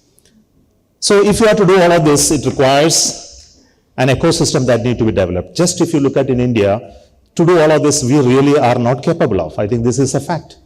If you look at industrial capability to produce and launches in India, it's just not enough. I think we need more people to come in and start doing on this work.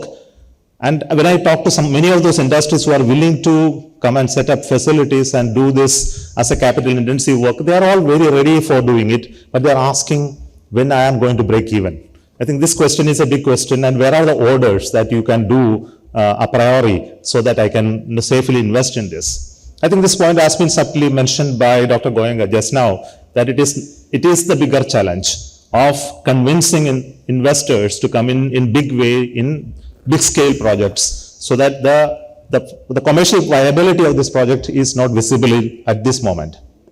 Look at the rockets and those satellites that we need to build.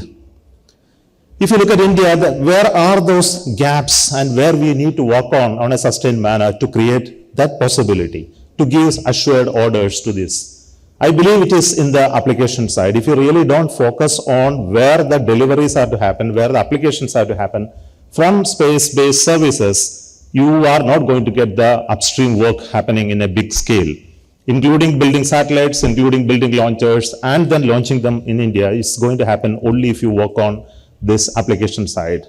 I'm very happy that the 200 odd startups that are into the in-space ecosystem today, most of them are into applications.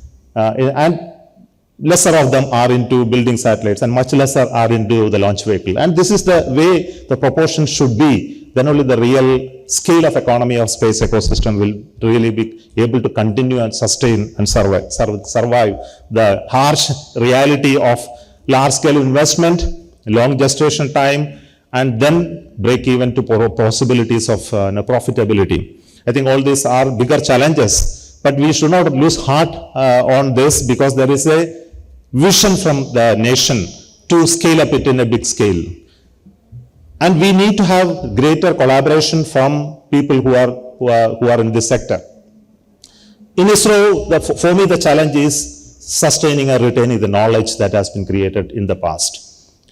I must tell you that creating rockets of this scale, building satellites of this scale is not possible without hard work and dedication of people over tens of years. And this knowledge needs to be transitioned from generation to generation to keep that active there, and to create a technically competent organization to make this run in this nation. I think this cannot isolate that and then create a production ecosystem here. It will not sustain for a long time unless you have the fundamentals very strong. So this is the major challenge in an organization like this, how to retain those fundamentals very strongly over many, many years. For that, we need to have very inspiring work done in this organization, hand in hand with for academia, hand in hand with the startups that are going to come up in this sector. And we need to invest in new technology development. I must tell you that in the last 1 year, I have been working to make sure at least 1,000 new technology development activities did happen in our in organization as new initiatives, so that at least in the next few years we will be little bit better than that we were in the past. This is one important steps that we need to do. We also want to make sure that the production realization activity that we do in a continuous manner with our engineers need to transition into industry.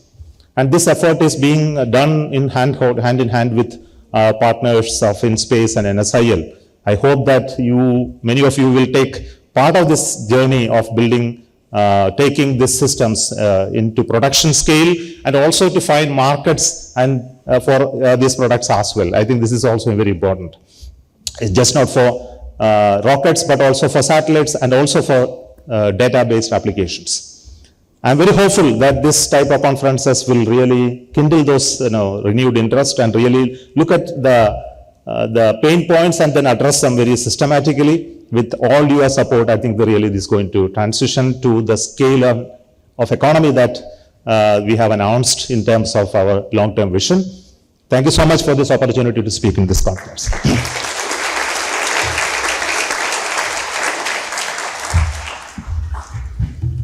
Thank you so much, Shri Somnath, for outlining all the important topics and for all the words of wisdom.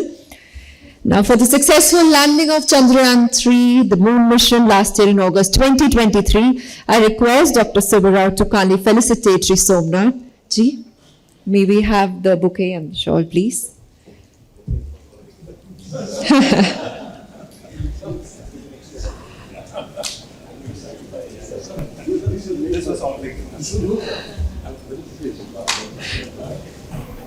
It's indeed an honor and gratitude from us.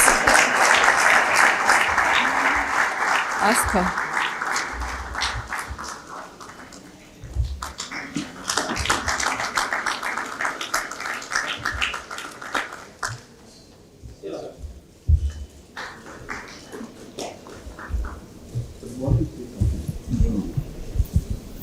This is something about, you were moved when it was launched, and it was landing on the moon. I think you moved on the time. Yeah. That's a new assignment that Subba has given me. I must tell you that before the Chandrayaan-3 landed, itself I was very sure it's going to land this time. Because it was not an easy task at all. In the Chandrayaan-2 we had a narrow miss, but over the last 4 years or so we have been working very hard to understand what went wrong and then make all those corrections and simulations in multiple levels to make sure that it will really land. So, of course, the mission went very well. The LVM reported at the right orbit, which was a very important point. And all the journey up to moon was also on most optimal path and trajectory. And all those events that happened up to the landing were also very perfect. In fact, none of the contingency requirements were actually invoked at any point in time of the mission. And the whole mission, the impression that I've had was of great level of confidence amongst everybody. I think this is what we even communicated to our Honorable Prime Minister when we was about to appear on the television on that day, that it's going to land this time, sir. That's what we told him. So I think that has been a great journey. So thank you for once again reminiscing about it.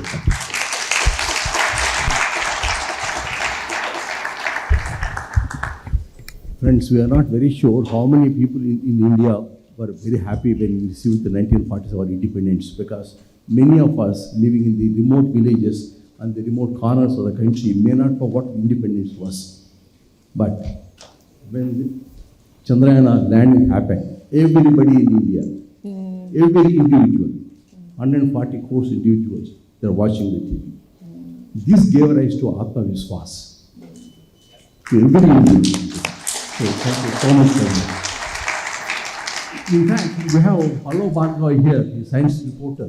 He must say something about that India moved, Indians moved at that point of time, perhaps. We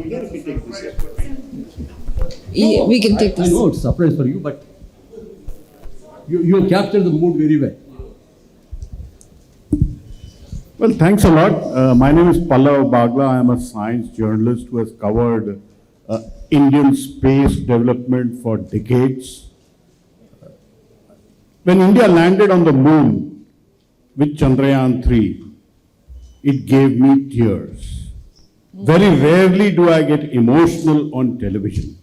That was the day I got emotional, and that was the day when I saw, like Subba said, 140 crore Indians all glued to watching the landing. The only other time we have seen this is when Ramayana was telecast and the streets in India were empty. So, Somanath, whose name means Lord of the Moon, really gave India that moment where we had empty streets and made India proud. We look forward to many more successes. Absolutely, indeed. Everybody was glued to their television set, as the civilian vegan also says. Indeed, thank you so much. A great moment. So we move ahead. It's time for the release of the white paper by SIA on bridging the digital divide in India via satellite by the dignitaries on the dais. Very briefly, talking about the paper, which delves into the various aspects related to broadband initiatives in India and the significant role of the space sector in enhancing the connectivity. It highlights the growth drivers such as digital initiatives, the rise of IoT and remote work, and technological advancement like low Earth orbit satellites.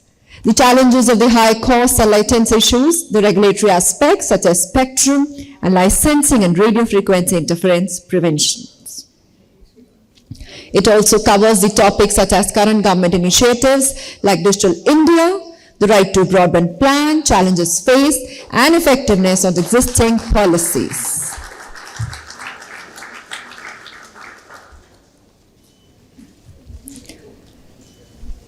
So after the release, we move ahead for the exchange of MoUs. May I call upon Mr. Raj Sethia, Managing Partner, MGF Coverage, and Dr. Subba Pavuluri, the President SIA, for the exchange of MoUs, Mount Tech Growth Fund Coverage.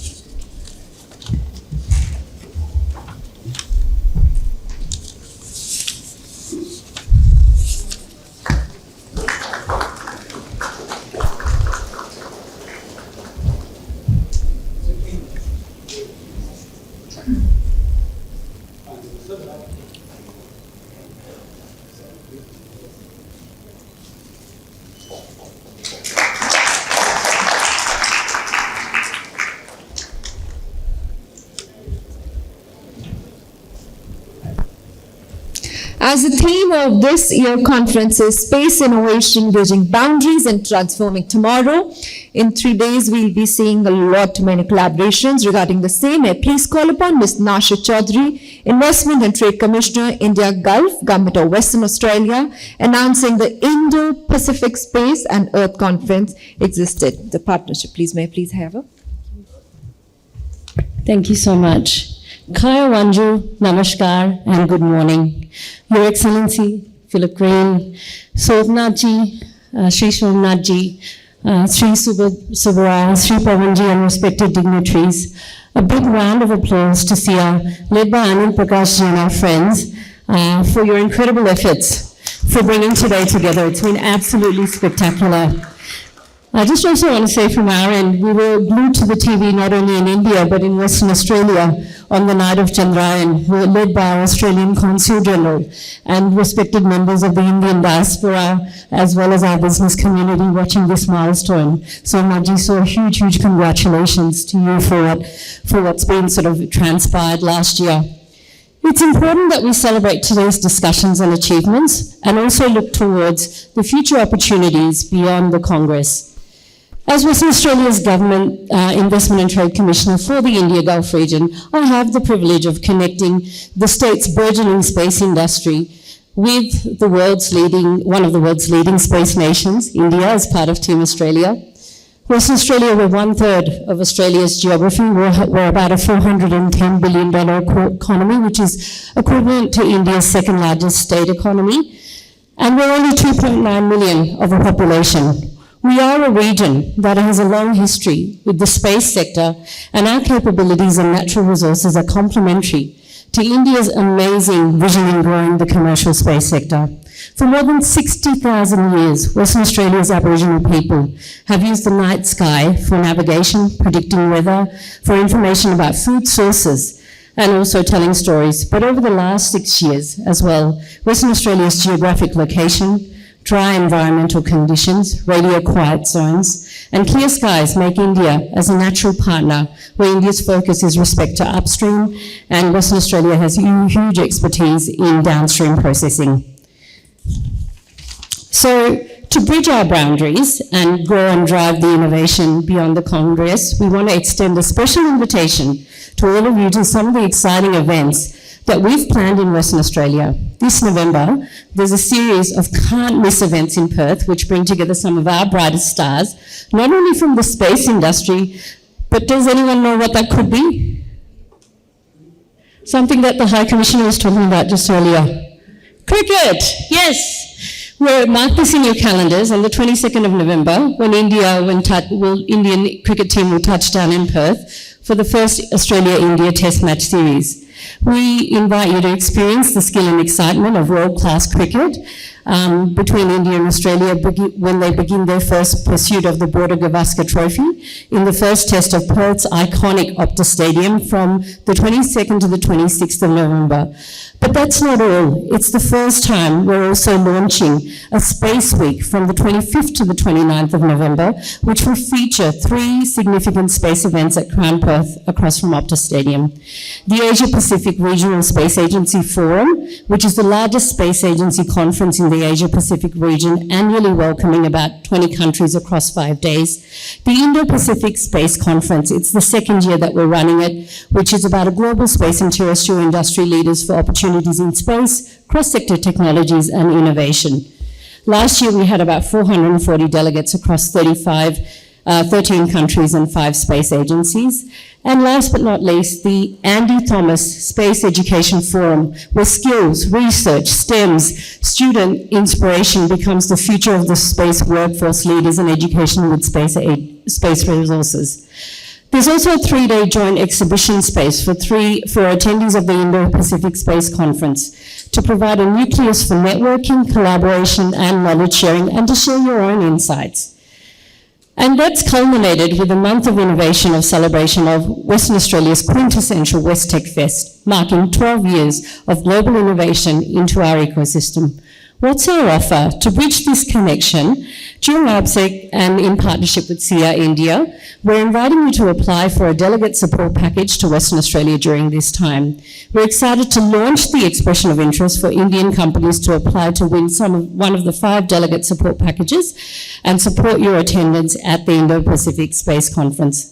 Come and speak to us. My colleague Hiten is somewhere just over there as well, and they're scanning QR codes across the lobby if you want information, or reach out to our friends in SIA-India.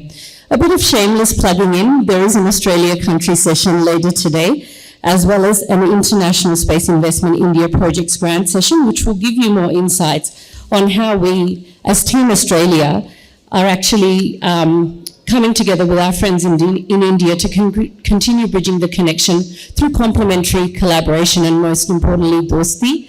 It'll be moderated by our friends Lisa and Jeremy, who are here in the audience from SIA Australia, and they also are working closely with SIA India. But we'll also have our friend and fellow Trade Commissioner Leo Bremelis, who will be there, the Australian Investment Trade Commissioner, as well as our very own Rat Connect, who is also from Western Australia, as well as Leo Labs and many other companies that have brought the Australia-India space ecosystem together. We look forward to welcoming you to Perth in November for an unforgettable week of cricket, advancing space technology, innovation and inspiration in the Asia-Pacific region and beyond. Dhanyavad.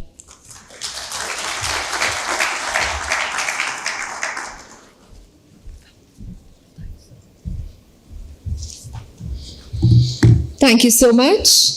May now request Shri Anil Prakash Ji, the Director General SIA. To know how to do business in Europe, catch with him. He is the one who will guide you to take you the Iranian country. But I'm really thankful to my dear friend Deepak Mathur. He's a stalwart in his own science, and the way he has represented India space to the globe and guiding that company to such a height. I'm really thankful to him to be present this morning and be with us. Thank you, Deepak. I'm really thankful to our Honorable President, Dr. Subba Pavuluri, and I'm really thankful to giving me full hand to work on this, and he's just sitting behind is a blessing you. Go ahead. I'm really thankful to his leadership for giving SIA-India. I want, not but least, I will have a special thing to do with Chairman TRAI. I met him when he just joined the office. He's such a humble person. And we talked about satellite, almost 15-20 minutes. And then we said, sir, we'll come out with a report. And today, satellite report which is lined is dedicated to Chairman Lahoti. Let's give it a round.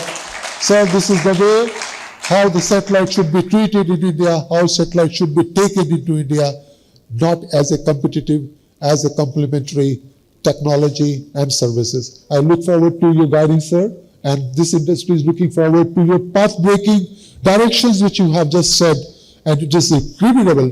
TRAI has been there with the industry and helping us out in a difficult time. I really hope that and believe that it's continued to do so, especially in the matter, in the spectrum matter. Thank you, sir, for giving such a wisdom, such a wisely advice to the government what way spectrum should go, and we're really thankful. All body whose satellite industry, they have a sigh of relief. They're sick, they can literally breathe it now. And thank you very much, sir. You're showing the world the way it should be. It is not like the way. I thank you, sir. You are really guiding path. Thank you very much for your presence. I'm really honored. I'm sorry, I wanted to talk a little bit more about him. Thank you very much, sir. Thank you. This is Sen, and over to you.